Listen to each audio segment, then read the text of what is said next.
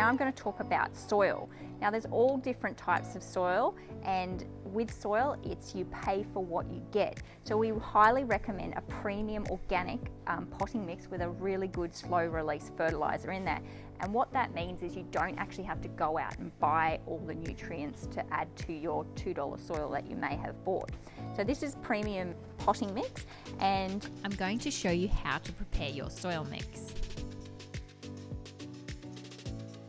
Okay, so when you're about to pot up your plant, it's a really good idea to make sure that your soil is slightly moist, not too soggy, because we don't want soggy roots. But if you add a little bit of water to your potting mix, it just makes it that little bit more moist. And what happens is when you actually put your plant in the soil, it tells the roots to go out and find the moisture. And so what that does is helps the roots settle into its new surroundings. Your soil is now ready for planting.